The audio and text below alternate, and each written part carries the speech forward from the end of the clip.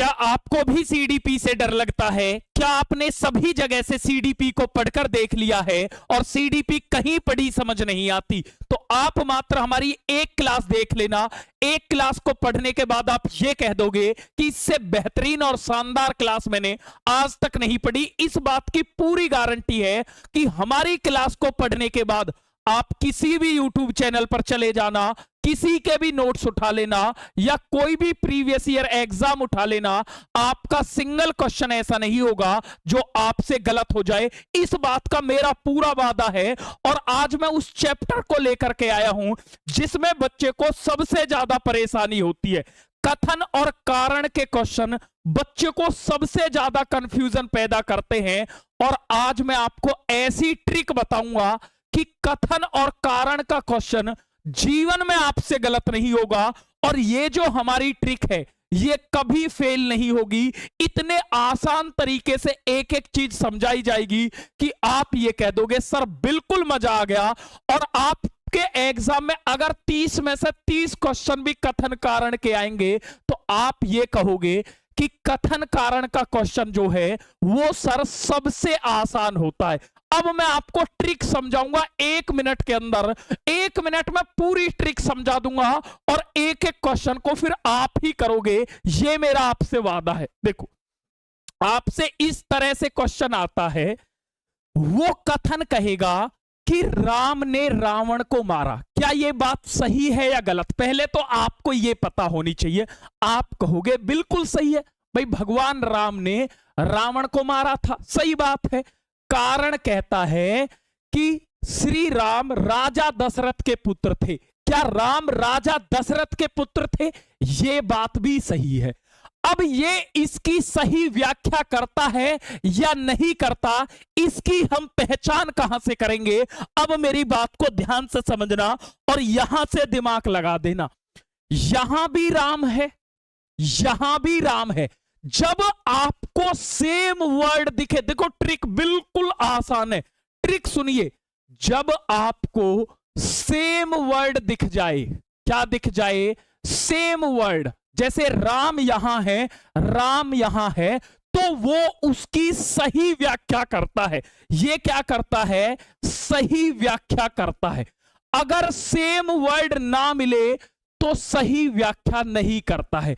तो ये क्या करता है? सही व्याख्या करता है। तो सही व्याख्या कब करता है? जब कथन और कारण में आपको सेम वर्ड मिल जाए, मतलब एक ही टॉपिक के बारे में बात हो।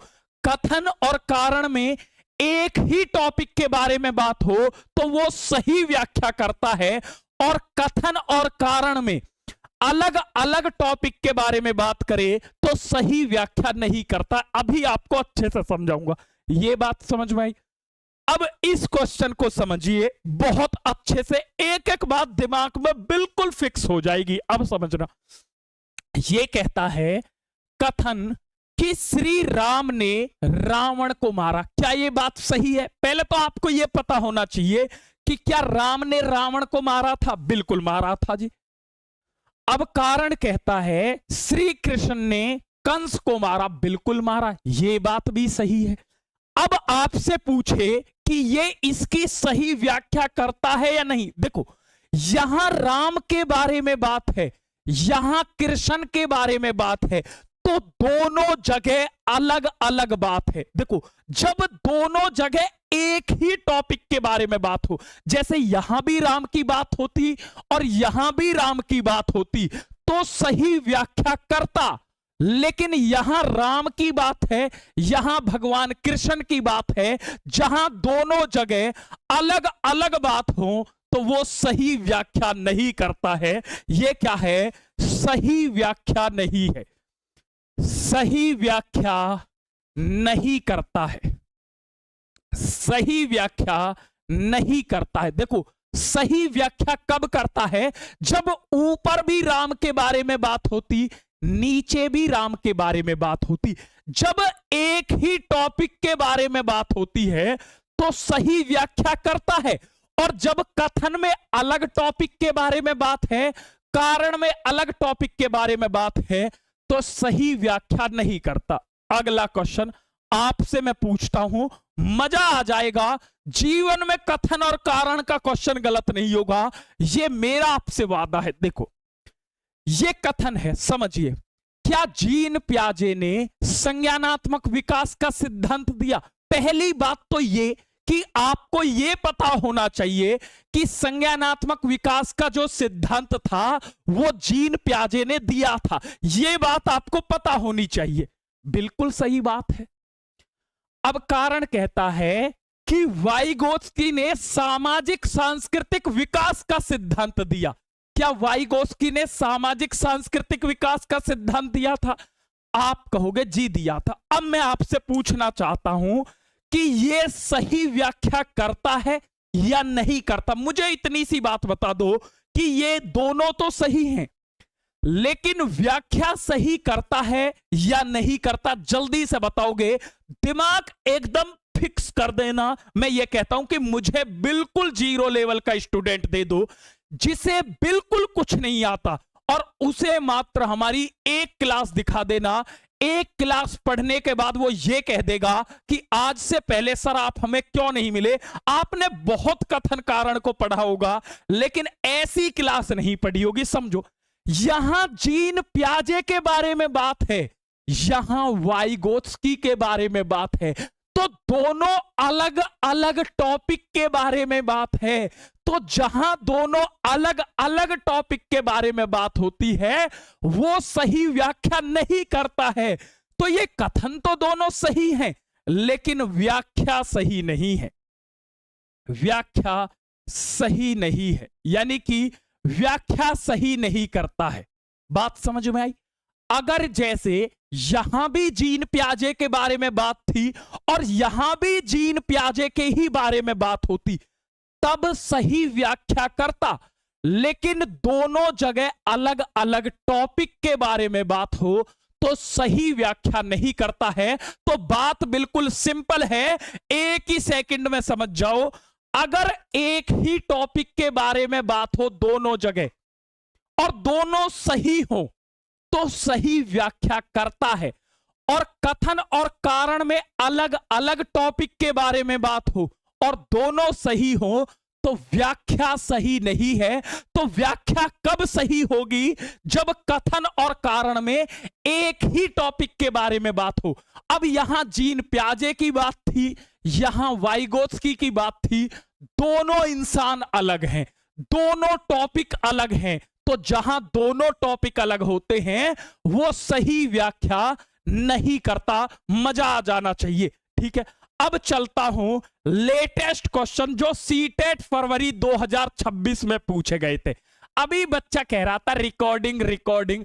हमारी क्लास में बच्चा ये सोचता है, आज मैं आपको ये बात बता दूं, मैं हमेशा ये क्यों कहता हूं कि हमें 0 लेवल का स्टूडेंट दे दो, क्योंकि मैं ये सोचता हूं ये जो बच्चे सामने पढ़ रहे हैं ये बच्चे नहीं, उनके माता पिता के सपने पढ़ रहे हैं। इसीलिए मेरा जीवन में एक उद्देश्य है कि अगर मैं 1 मिनट भी बात करूं तो भी पढ़ाई की बात ही करूं। आज तक का रिकॉर्ड है कि मैं 1 भी मिनट आज तक वेस्ट नहीं किया है, और ना मैं आकर के कमेंट पढ़ता हूं कि हाय रिया, हाय जिया, हाय, और इनकी रील कटवा करके मैं फेमस हो जाऊं। मुझे इन सब का कोई लालच नहीं है। मैं ये मानता हूं कि आप एक क्लास कहीं और से पढ़ना और एक हमारी पढ़ना, तब आपको बेहतर और बेहतरीन में साफ फर्क देखने के लिए मिलेगा। और आज तक का ये रिकॉर्ड है। आप अगर सिंगल क्लास ये साबित कर दोगे कि मैं लाइव पढ़ा रहा हूं और वो रिकॉर्डेड वाली क्लास है तो 10 लाख रुपए आपको दूंगा। आज तक अगर क्लास लाइव है ना तो लाइव ही मिलेगी। अब ये सीटेट फरवरी 2026 का क्वेश्चन है, मैं आज की तारीख बताऊं आपको, बताओ। तो सारी क्लास आपको लाइव मिलती है, आप बिल्कुल चिंता ना करें, लेटेस्ट। लेकिन मैं ये नहीं चाहता कि मैं कमेंट पढ़ूं, यहां पर टाइम वेस्ट करूं। एक एक चीज बिल्कुल अपडेटेड मिलेगी। अब बात को समझिए, ये कहता कथन समझो, शिक्षकों को पाठ के रूप में बच्चे को ढेर सारे संकेत और आलंबन उपलब्ध कराने चाहिए। आलंबन का मतलब होता है सहायता। तो हमेशा क्या शिक्षक को बच्चे को हमेशा सहायता देनी चाहिए? बिल्कुल सही बात है। एक शिक्षक के तौर पर हमेशा बच्चे की सहायता करनी है, आलंबन देने हैं। यह कथन बिल्कुल सही है। अब कारण कहता है कि जीन पियाजे ने इस बात पर जोर दिया कि अधिक जानकर लोग। अब आपके दिमाग में तुरंत एक बात आनी चाहिए। मैंने आपको एक बात बताई थी कि जीन पियाजे और वाइगोत्स्की ये एक दूसरे के दुश्मन थे।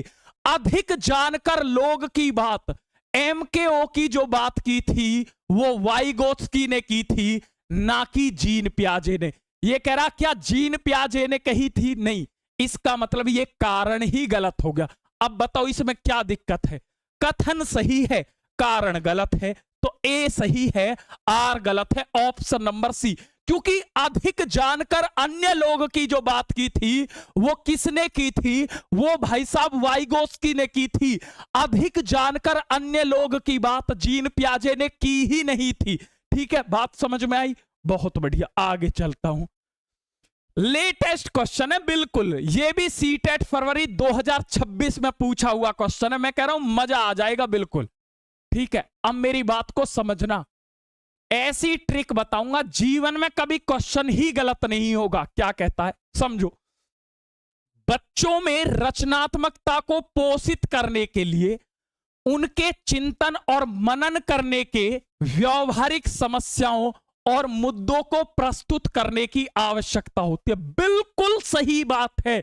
हमेशा एक बात याद रख लेना कि बच्चे से आपको हमेशा चिंतन करवाना है। पूरा सीटेट इस बात पर टिका हुआ है कि हमें बच्चे से हमेशा चिंतन करवाना है। बिल्कुल सही बात है। आगे कहता है रचनात्मक बच्चों में कुछ नया खोजने की क्षमता होती है और उन्हें बौद्धिक उत्तेजना की आवश्यकता होती है। मेरी बात को समझना। रचनात्मकता का मतलब ही यह होता है कि कुछ नया करना। रचनात्मकता का मतलब होता है कुछ नया करना। जैसे भाई आप सब बाल को ऐसे काटते हो, मैं बाल को ऐसे काटने लगूं, ये रचनात्मकता है। आप सीधे हाथ से लिखते हो, मैं उल्टे से लिखने लग जाऊं, ये रचनात्मकता है। रचनात्मकता का मतलब होता है कुछ नया करना, कुछ नवीन रचना करना। यह बात पूरी तरह से सही है। अब देखना, मैं कह रहा हूं बिल्कुल मजा आ जाएगा। कथन कारण सबसे आसान है, आप ढूंढ लो जब दोनों ही सही हैं। अब यह व्याख्या सही करता है या नहीं, कैसे पता करोगे? देखो सेम वर्ड ढूंढो। देखो यहां भी रचनात्मक शब्द दिख गया और यहां भी रचनात्मक शब्द दिख गया। तो जब आपको सेम वर्ड दिख जाए, भाई यहां भी रचनात्मकता के बारे में बात है, यहां भी रचनात्मक के बारे में बात है, जब आपको सेम वर्ड मिल जाए, कुछ मत सोचना, आंख बंद करके लगा देना कि यह व्याख्या सही करता है। यहां भी रचनात्मकता के बारे में बात है, यहां भी रचनात्मक के बारे में बात है। तो जहां कथन और कारण में एक ही टॉपिक के बारे में बात होती है तो सही व्याख्या करता है। इसीलिए यह सही व्याख्या है। क्यों? यहां भी रचनात्मकता और यहां भी रचनात्मकता। बिल्कुल ही मजा आ जाना चाहिए। चलता हूं अगले क्वेश्चन की तरफ। अब देखना, मैं कह रहा हूं क्वेश्चन सेकंडों में होंगे। यहां से सीटेट फरवरी 2026 का ही क्वेश्चन है। ठीक है जी, लेटेस्ट क्वेश्चन कराऊंगा, वरना आप ये कह दोगे क्योंकि मैं ऐसे पढ़ाता हूं, मैं ये कह रहा हूं मुझे सबसे मुश्किल चीज दे दो। जिस दिन ये मैंने मारकर पकड़ा था, एक कसम खाई थी कि जो चीज बच्चे को सबसे आसान लगती होगी वो तो सभी पढ़ाते हैं, लेकिन जो चीज बच्चे को सबसे मुश्किल लगती होगी उसे सबसे आसान बनाऊंगा। और जिस दिन नहीं बना पाया उस दिन पढ़ाना छोड़ दूंगा। आपको मैं खुला चैलेंज करता हूं, जो चीज आपको सबसे मुश्किल लगती हो उसे मुझे बता देना। अगर सबसे आसान ना बना दूं तो जीवन में नहीं पढ़ाऊंगा, यह वादा है आपसे। और आज इस बात को रिकॉर्ड और कर लेना। क्या कहता है कथन, समझिए। यदि बच्चों के शारीरिक विकास में देरी होती है, देखो समझो, अगर बच्चे का शारीरिक विकास देरी से होगा तो उनका सामाजिक और भावनात्मक विकास प्रभावित होगा। आज मेरी एक बात समझो, कॉन्सेप्ट समझिए। विकास के जितने भी पक्ष होते हैं वो सभी आपस में जुड़े हुए होते हैं। विकास के जितने भी पक्ष होते हैं वो सभी आपस में एक दूसरे से जुड़े हैं और एक दूसरे को प्रभावित करते हैं। जैसे शारीरिक विकास आपके संवेगात्मक विकास को प्रभावित करेगा, तो पूरे सीटेट में एक बात याद रखना, बहुत सिंपल लैंग्वेज में समझा रहा हूं, विकास के सभी पक्ष आपस में जुड़े हुए हैं और एक दूसरे को प्रभावित भी करते हैं। तो अगर शारीरिक विकास देरी से होगा तो सामाजिक और भावनात्मक विकास प्रभावित होगा। बिल्कुल सही बात है। आगे कहता है बच्चों के विकास में विकासात्मक निरंतरता होती है। बिल्कुल सही बात है।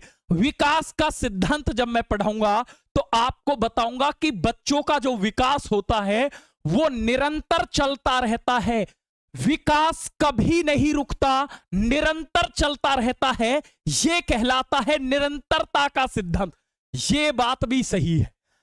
अब बच्चा घबराता जाता है, कथन और कारण देखा, वो सोच लेता है कि मैं इस क्वेश्चन को नहीं कर पाऊंगा। मैं कह रहा हूं सबसे आसान क्वेश्चन कथन कारण का है। अब ये देखिए कॉमन वर्ड, देखो यहां भी विकास के बारे में बात है और यहां भी विकास के बारे में बात है।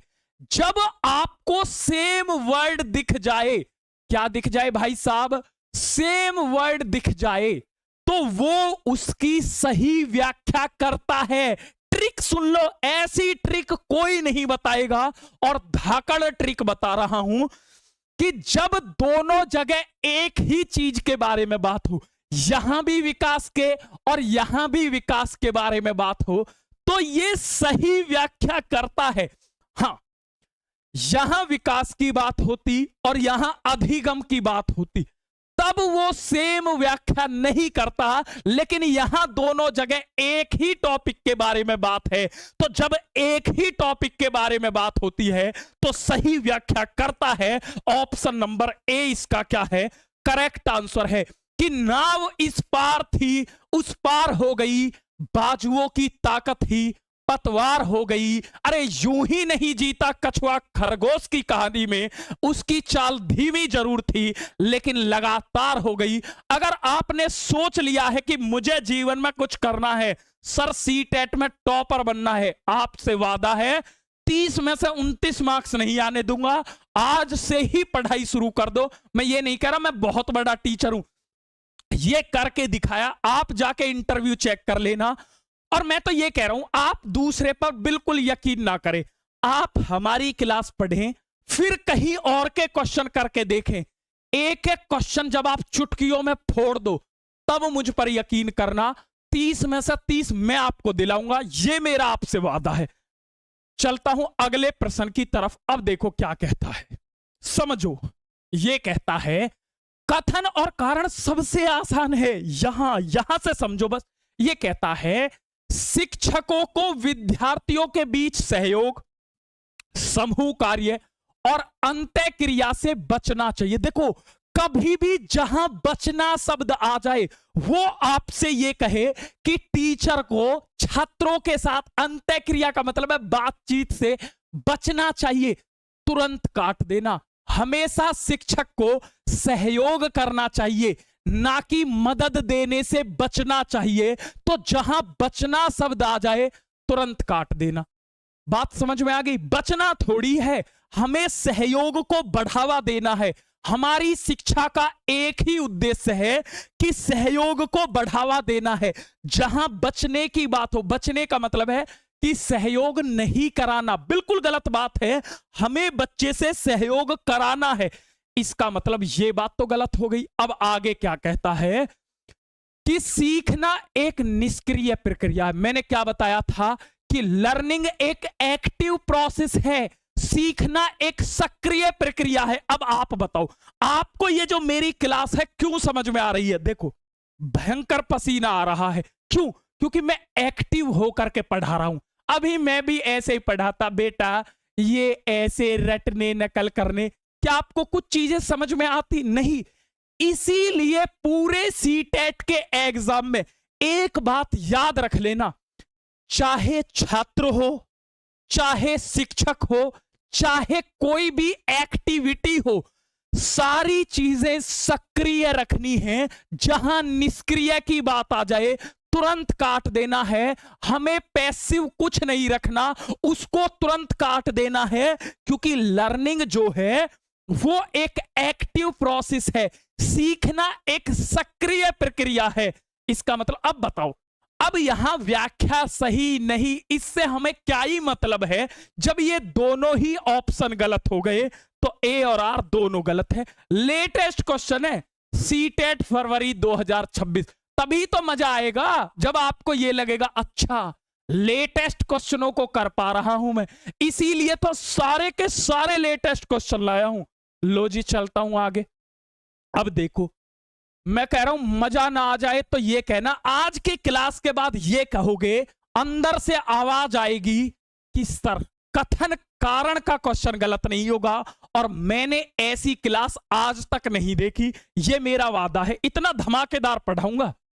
कथन कहता, समझो, माध्यमिक विद्यालय के बच्चे को दैनिक साप्ताहिक के आधार पर अपनी भावनाओं के बारे में लिखने और उन पर चिंतन करने के लिए प्रोत्साहित करना चाहिए। मेरी बात समझो, हम बताएंगे आपको ट्रिक। तो हमेशा जो पूरा सीटेट का एग्जाम है वो एक ही बात पर टिका हुआ है, और उस चीज का नाम है चिंतन करना। तो जिस ऑप्शन में चिंतन करने की बात आ जाए, थिंकिंग करने की बात आ जाए, पूरा सीटेट ये कहता है कि हमें बच्चे को चिंतनशील बनाना है, हमें बच्चे को चिंतन करने वाला बनाना है। तो जहां चिंतन करने की बात आ जाए, आंखों को बंद कर लेना और टिक कर देना, बिल्कुल सही बात है। लो जी, चिंतन को प्रोत्साहित करना चाहिए। लो गुरुजी, आपके कहने से कर दिया। आगे समझो, अपनी भावनाओं को समझना एक संज्ञानात्मक प्रक्रिया है जो क्रिया को सुसाधित करती है। अगर आप अपनी भावनाओं को समझोगे तो आप, ये एक संज्ञानात्मक प्रक्रिया बिल्कुल है। क्यों? क्योंकि विकास की सारे पक्ष जो हैं आपस में जुड़े हुए हैं। भावनाएं जो हैं ये आपकी बुद्धि से जुड़ी हुई हैं। विकास के सारे पक्ष आपस में जुड़े हुए हैं। तो भावनाओं को समझना भी एक संज्ञानात्मक प्रक्रिया, बिल्कुल सही। अब आप कहोगे सर टेंशन, टेंशन, मैं कहूंगा किस चीज की टेंशन, क्या व्याख्या है, क्या नहीं है। अरे गुरुजी मर जाएंगे, कुछ नहीं करना, देखो वर्ड देखो भैया, यहां पर भावनाओं की बात है, हमें शब्द दिख गया, यहां भी भावनाओं की बात है। तो जब आपको कथन और कारण में सेम वर्ड मिल जाए, यहां भी भावनाओं की बात है, यहां भी भावनाओं की बात है, तो फिर तो आंख बंद करोगे और टिक कर दोगे कि हमारे सर ने एक बात बताई है कि जब कथन और कारण में आपको सेम वर्ड मिल जाए तो वो सही व्याख्या करता है, और कथन कारण में सेम वर्ड ना मिले तो सही व्याख्या नहीं करता। तो ये सही व्याख्या करता है।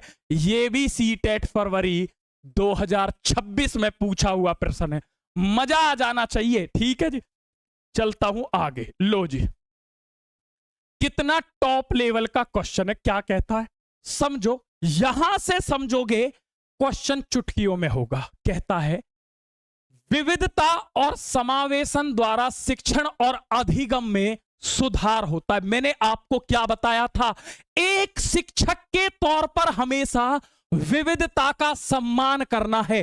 क्या करना है? विविधता का सम्मान करना है। जहां विविधता शब्द दिख जाए तुरंत टिक कर देना। तो विविधता और समावेशन द्वारा अधिगम में सुधार होगा, बिल्कुल सही बात है। आगे कहता है, कारण कह रहा है कि विविध परिस्थितियों में संवाद में संलग्न होना बच्चे की समालोचनात्मक और रचनात्मक रूप से सोचने की क्षमता में बाधा डालता है। क्या? बिल्कुल गलत है। अगर आप विभिन्न परिस्थितियों में संवाद करोगे, अगर आप अलग अलग परिस्थितियों में संवाद करोगे तो आपकी रचनात्मकता बढ़ेगी, ना कि उसमें बाधा डलेगी। इसलिए ये गलत है। अब बताओ, यहां तो क्लियर ही हो गया कि कथन गलत है, और मतलब सॉरी, कथन सही है और कारण गलत है। ऑप्शन नंबर सी इसका क्या हो जाएगा, बिल्कुल सही जवाब हो जाएगा। चलता हूं जी आगे अगले प्रश्न की तरफ, और ये रहा, ये भी सीटेट फरवरी 2026 का क्वेश्चन है, और इसको कहता हूं मैं आज का question of the day. Question of the day, देखता हूं कितने बच्चे इस प्रश्न को कर लेंगे। अब मेरी बात को समझो। कथन कहता है, पठन वैकल्य से जो बच्चा जूझ रहा है उस बच्चे को ध्वन्यात्मक प्रसंस्करण में कठिनाई होती है, जिसमें शब्दों को डिकोड करना मुश्किल हो जाता है। मैंने कल ये टॉपिक पढ़ाया था और धमाकेदार तरीके से पढ़ाया था कि जिस बच्चे को पढ़ने में समस्या है, अगर मैं सही से पढ़ नहीं पा रहा तो मैं ध्वनि सही से नहीं निकाल पाऊंगा, तो ध्वन्यात्मक प्रसंस्करण में परेशानी होगी। बिल्कुल सही बात है, बिल्कुल ओके की रिपोर्ट है। आगे कहता है, कारण सभी बच्चों को उनकी रुचि और क्षमता के क्षेत्र में प्रोत्साहित किए जाने से लाभ होता है। बिल्कुल सही बात है। हमें हमेशा शिक्षा जो देनी है वो बच्चे की रुचि के अनुसार देनी है, जिसमें बच्चे का इंटरेस्ट है, हमें ऐसी ही एजुकेशन बच्चे को देनी है। ये भी सही है। अब मुझे बताओ, क्या सही व्याख्या करता है या नहीं? अब एक बात बताना, यहां से सोचोगे क्वेश्चन यूं चुटकी बजाओगे खत्म हो जाएगा। बस यहां से सोचना है। यहां किसकी बात है? पठन वैकल्य की बात है। क्या यहां कहीं पठन वैकल्य की बात हो रही है? अरे नहीं हो रही। बताओ, एक बात बताओ, यहां पढ़ने की बात है लेकिन यहां रुचि की बात हो रही है। यहां पढ़ने की कोई बात हो ही नहीं रही। बताओ, आपको यहां पठन वैकल्य दिख रहा है, यहां कहीं पठन वैकल्य आपको दिख रहा है? नहीं। तो यह सही व्याख्या नहीं करता।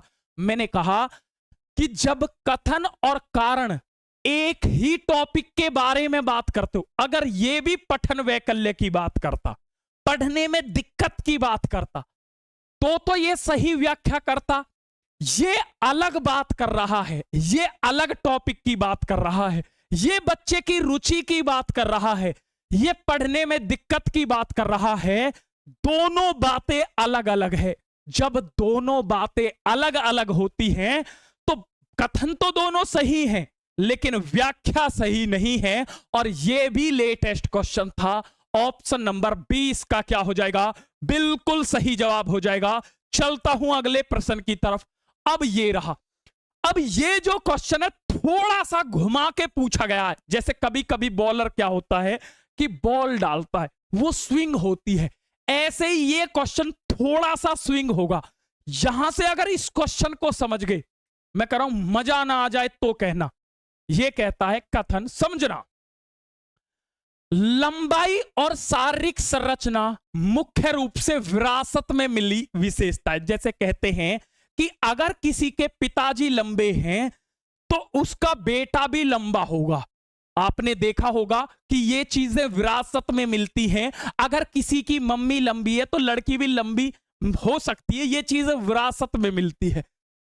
अच्छे पोषण, अगर आप अच्छा पोषण दे, पोषण का मतलब अच्छा खाने के लिए दें, व्यायाम करवाएं, एक्सरसाइज करवाएं, बच्चा लटके, तो इससे भी फर्क पड़ता है। बिल्कुल सही बात है। एक एक बात क्लियर है। अब एक बात बताओ, इसमें तो कुछ भी पढ़ने की बात नहीं है। आपकी मम्मी, माजी, ताई कहती हैं अरे उसकी बहू लंबी है। भाई क्यों लंबी है? अरे उसकी मां भी लंबी। तुम ऐसे ही नहीं, अरे उसका छोरा तो बहुत लंबा, अरे उसका बाप भी लंबा था। हालांकि पोषण और व्यायाम का भी फर्क पड़ता है। बिल्कुल सही बात कह रहा है। कथन बिल्कुल सही है। अब क्या कहता है? आनुवांशिकता और पर्यावरण की परस्पर अंतःक्रिया का विकास पर प्रभाव पड़ता है। देखो, मैंने आपको क्या बताया था कि विकास के लिए आनुवांशिकता और वातावरण दोनों ही जरूरी हैं। विकास आनुवांशिकता और पर्यावरण दोनों की अंतःक्रिया का परिणाम होता है। ये बात भी सही है। तो अब ये बताओ, कथन भी सही, कारण भी सही। अब मेरी बात को यहां से समझना। एक बात बताओ, शारीरिक लंबाई रचना मुख्य रूप से विरासत में मिलती है। विरासत का मतलब पता है क्या होता है? विरासत का मतलब जो माता पिता से प्राप्त होती है। इसका मतलब जो चीज माता पिता से प्राप्त होती है उसको आनुवांशिकता कहते हैं।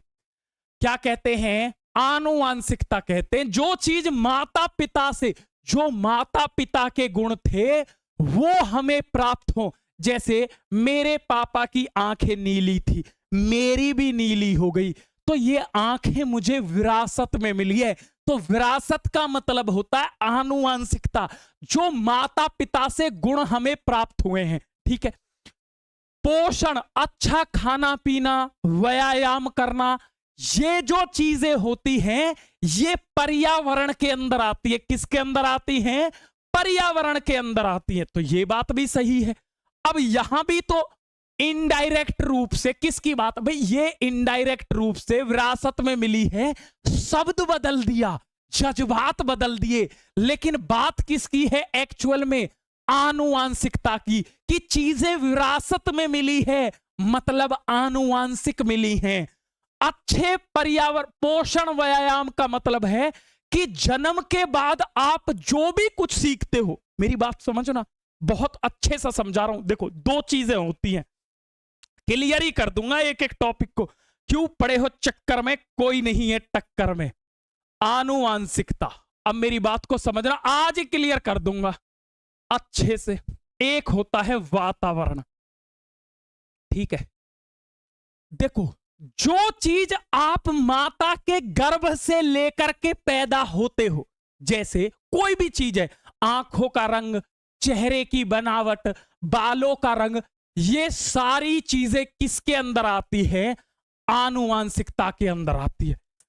अब आपका जन्म हो गया, जब जन्म हुआ था आपका, लड्डू बांटे गए थे, जन्म के बाद आप जो भी कुछ सीखते हो, मैं तो दीवारों से सीखता हूं सर, पर्यावरण से सीख रहे हो सर, मैं तो आपसे सीख रहा हूं, पर्यावरण से सीख रहे हो। अच्छा मैं खा रहा हूं, पर्यावरण कारक है। लो जी मैं तो पानी पी रहा हूं, पर्यावरण कारक है। जन्म के बाद जो भी कुछ कर रहे हो वो सब किसके अंदर आ जाता है? पर्यावरण कारक के अंदर आता। मैं जिम कर रहा हूं, मैं बॉडी बना रहा हूं, मैं अच्छा खा रहा हूं, अरे आदेश सर मैं तो आपसे सीडीपी पढ़ रहा हूं, ये सब पर्यावरण कारक के अंदर आ जाते हैं। ठीक है। तो एक बात बताओ, अब आपको समझ में आ गई, अच्छा ये बात है, ये आनुवांशिकता, ये पर्यावरण। और यहां भी बात किसकी है? आनुवांशिकता और पर्यावरण की बात है। तो जहां दोनों जगह एक ही चीज के बारे में बात हो तो वो सही व्याख्या करता है। ऑप्शन नंबर ए इसका करेक्ट आंसर होगा। बात समझ में आई? ए इसका क्या हो जाएगा? बिल्कुल सही जवाब हो जाएगा, क्योंकि कथन और कारण में एक ही टॉपिक के बारे में बात है। एक ही टॉपिक के बारे में जब बात होती है तो वो सही व्याख्या करता है। चलता हूं अगले प्रश्न की तरफ, और यह भी सीटेट फरवरी 2026 में पूछा गया क्वेश्चन है। एकदम धमाकेदार क्लास पढ़ाऊंगा। आज ये कह दोगे मुझे आज से पहले आप क्यों नहीं मिले सर, दम लगा दूंगा पूरा। मैं कह रहा हूं मंजिल तो मिल ही जाएगी, अरे भटक कर ही सही, गुमराह तो वो लोग हैं जो घर से निकले ही नहीं। जिसने ठान लिया है कि अब भी मैं मेहनत करूंगा तो क्या मैं सफल हो सकता हूं, तो जी हां, अगर अब से भी आप मेहनत करोगे तो मैं लिख करके दे सकता हूं कि आपको सफल होने से कोई नहीं रोक सकता। सफल कौन नहीं होता? जो घर से निकलता ही नहीं है, मतलब जो ट्राई ही नहीं करता है। यह कहता कथन, बुद्धि परीक्षण और विस्तारित अवलोकन के संचालन का उद्देश्य बच्चे के विशिष्ट आयाम और क्षमताओं में तुलना करना होता है। मैंने आपको एक शब्द बताया था, अगर आपने मेरी क्लास पढ़ी हो तो, कि कभी भी दो बच्चों की तुलना करनी ही नहीं है। ना बुद्धि की तुलना करनी, ना शरीर की तुलना करनी, किसी भी चीज की तुलना करनी ही नहीं है। तो कहने की बात इतनी सी है कि जहां पर भी तुलना शब्द दिख जाए, जहां आपको तुलना शब्द दिख जाए, इन आंखों को बंद करके उस ऑप्शन को ही काट देना है, क्योंकि हमें तुलना करनी ही नहीं है। देखो यहां तुलना करने की बात है, कुछ नहीं पढ़ो काट दो। क्यों नहीं करनी अब आप कहोगे। मैंने आपको बताया था कि इस दुनिया के अंदर प्रत्येक बच्चा जो होता है वो अलग होता है। सभी बच्चों की क्षमता अलग होती है, सभी बच्चों की रुचि अलग होती है। इसीलिए जब इस दुनिया में दो जुड़वा बच्चे भी एक जैसे नहीं हैं तो दो बच्चों की कभी भी तुलना नहीं करनी। अच्छा, सही बात।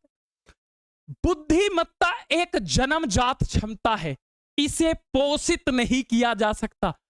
बिल्कुल गलत बात है। जो बुद्धि होती है उस पर आनुवांशिकता भी फर्क पड़ता है और पर्यावरण का भी फर्क पड़ता है। भाई एक बात बताओ, जैसे आपको आज तक सीडीपी नहीं आती थी, मैंने कहता हूं हमेशा कि जिस बच्चे को सीडीपी नहीं आती वो हमारी क्लास देख ले, उसको सीडीपी आने लग जाएगी। अब एक बात बताओ, आप अब हमारी क्लास पढ़ रहे हो तो आप सीडीपी सीख रहे हो, इसका मतलब बुद्धि तो विकसित हो रही है। ये कह रहा इसे पोषित ही नहीं किया जा सकता। बुद्धि तो भाई बुद्धि जन्मजात क्षमता नहीं है। आप अगर अरे आपने बचपन में एक कहानी सुनी होगी, मम्मी कहती है, टीचर कहते हैं कि मां के पेट से कोई सीख कर नहीं आता। ये इसका मतलब यही तो कि बुद्धि एक जन्मजात क्षमता है। इसका मतलब है कि बच्चा मां के पेट से सीख करके आता है। अगर मां के पेट से सीख के आता तो आप क्यों पढ़ रहे हो, मैं क्यों पढ़ा रहा हूं, ये आईएएस पीसीएस क्यों बन रहे हैं, सब मां के पेट से ही सीख के आ जाएंगे। कोई अभिमन्यु थोड़ी है हम। इसका मतलब बुद्धि को पोषित किया जाता। पोषित का मतलब है अगर हम पढ़ेंगे लिखेंगे तो बनेंगे नवाब, और नहीं पढ़ेंगे तो बनेंगे खराब। इसका मतलब अगर हम मेहनत करेंगे तो बुद्धि को विकसित किया जा सकता है। समय के साथ बुद्धि बदल सकती है। अगर आप ये सोच रहे हो ना कि सर मेरी बुद्धि तेज नहीं है, मैं मेहनत करूंगा मैं पास हो जाऊंगा, अरे पास ही नहीं तुम टॉपर भी बन जाओगे। क्योंकि आज तक आपने इसलिए कुछ नहीं किया क्योंकि आपने उसके बारे में सोचा नहीं था। बुद्धि को विकसित किया जा सकता है, पोषित किया जा सकता है। तो यह बात बिल्कुल गलत है। क्यों? ये कह रहा पोषित नहीं किया जा सकता। अब एक बात बताओ, इसमें सही व्याख्या करता है नहीं करता है, कहीं बात रह गई। जब दोनों ही गलत है तो ऑप्शन नंबर सी इसका बिल्कुल करेक्ट आंसर होगा। चलता हूं अगले प्रश्न की तरफ, और ये रहा अगला क्वेश्चन। ये भी क्वेश्चन जो है एक धमाकेदार क्वेश्चन है, और सीटेट फरवरी 2026 में यह भी क्वेश्चन पूछा गया है। सारे लेटेस्ट क्वेश्चन कराए हैं, ठीक है, ऐसा नहीं कि हवाबाजी में पुराने क्वेश्चन करा दिए। लो जी, क्या कहता है? कथन कहता है कि सभी लड़कियां मेहनती और ईमानदार होती हैं जबकि लड़के बुद्धिमान और रौबदार होते हैं। क्या यह बात सही है? एक बात बताओ, सभी लड़की मेहनती और ईमानदार होती हैं? बिल्कुल नहीं है। आपने देखा होगा मेट्रो में लड़कियां जेब काट लेती हैं, भाई साहब जेब काट देती हैं, फोन चुरा लेती हैं, चैन छीन लेती हैं। सभी लड़कियां मेहनती नहीं होती और सभी ईमानदार नहीं होती। देखो बात को समझो। अब ये कुछ पढ़ने वाली बात नहीं है, ये खुद कह रहा कि सभी लड़कियां मेहनती होती है। कुछ लड़कियां ऐसी होंगी कि क्लास चल रही है सीडीपी की, आराम से सो रही है एसी चला के, और थोड़ी देर बाद गाना चलेगा, सैयारा तू तो बदला नहीं है, मौसम जरा सा रूठा हुआ है। फिर कहेंगे मम्मी चाय ले आओ, मम्मी कहेंगी इस बेड से उठ भी जा, आलस्य से भरी पड़ी है तू यूं ही कुछ करती रहेगी। इसका मतलब, और कुछ बच्चियां ऐसी हैं, कुछ हमारी बहनें ऐसी हैं जो लगातार पढ़ रही हैं, जिनके ऊपर इतनी विषम परिस्थिति है कि उन्होंने हो सकता है घर का काम किया हो, बच्चों को स्कूल भेजा हो, स्कूल पढ़ा करके भी वो पढ़ रही हैं। अभी टाइम नहीं है तो टाइम निकाल करके जब वो घर आएंगी, जब वो टाइम मिलेगा तो इस वीडियो की रिकॉर्डिंग वो पढ़ेंगी। बिल्कुल, तो सभी लड़कियां तो ईमानदार और मेहनती नहीं होती। इसका मतलब ये बात बिल्कुल गलत है। जबकि सभी लड़के बुद्धिमान और रौबदार होते, ये बिल्कुल नहीं है। मैं आपके सामने हूं, मैं तो रौबदार नहीं हूं, तो सभी बुद्धिमान हो ये भी जरूरी नहीं है। इसका मतलब गलत। आगे कहता है दो विशिष्ट जैविक मस्तिष्क लड़कियां और लड़कों में शारीरिक और संज्ञानात्मक कौशल के साथ साथ व्यक्तित्व और स्वभाव में भी सभी मतभेदों का उत्पादन करते हैं। जल्दी से बताओगे। मैंने आपको क्या बताया कि आपसे वो कहेगा कि दो विशिष्ट जैविक मस्तिष्क लड़कियां और लड़कों में शारीरिक और संज्ञानात्मक कौशल के साथ साथ व्यक्तित्व और स्वभाव में भी मतभेदन का उत्पाद करते हैं। अब जल्दी से बताओगे क्या ये सही है? मतभेदों का उत्पादन करते हैं? नहीं, मैंने आपको बताया लिंग जो है वो एक जैविक प्रक्रिया नहीं है, सामाजिक प्रक्रिया है। लिंग कैसी प्रक्रिया है? एक सामाजिक प्रक्रिया है। इसीलिए दोनों गलत हो गई भाई साहब, क्योंकि लिंग जो है वो एक कैसी प्रक्रिया है? वो एक सामाजिक प्रक्रिया होती है। ठीक है जी, क्लियर है। आगे चलता हूं। अब देखो, बहुत बढ़िया क्वेश्चन है। ये कहता है कथन बच्चे समाज के मूल्य और मानदंडों को प्रत्यक्ष और अप्रत्यक्ष रूप से सीखते हैं। मैंने आपको एक बात बताई थी कि जो बच्चा होता है, बच्चे का जो समाजीकरण होता है, बच्चा जो होता है वो कुछ चीजों को डायरेक्ट सीखता है और कुछ को इनडायरेक्ट सीखता है। अब आप कहोगे ऐसे क्यों सीखता है? देखो, कभी कभी आपकी मम्मी कहती होंगी कि बेटा एक काम कर, ये शर्ट अच्छी नहीं लग रही तो दूसरी शर्ट को पहन जा। ये भी सीखना, मम्मी ने आपसे डायरेक्ट कहा, आप सीख गए। अब पहले क्या होता था? पहले की शादियों में आपने देखा होगा कि जो दुल्हन होती थी वो लाल रंग के जोड़े में सजती थी। लेकिन फिर हुई विराट कोहली भैया की शादी और अनुष्का शर्मा ने वाइन कलर का लहंगा पहन लिया। अब उसके बाद तो मार्केट में भाई साहब ट्रेंड सा आ गया। आजकल तो प्याजी कलर के लहंगे आ गए हैं, ग्रीन कलर के लहंगे आ गए हैं, वाइन कलर के लहंगे आ गए हैं। अनुष्का शर्मा आपसे नहीं कहने आई थी कि आप लाल रंग का मत पहनो, प्याजी रंग का पहनो, वाइन कलर का पहनो। आप कैसे सीखे? इनडायरेक्ट। देखो, डायरेक्ट वो होता है जहां सीधे आपसे लोग कहे।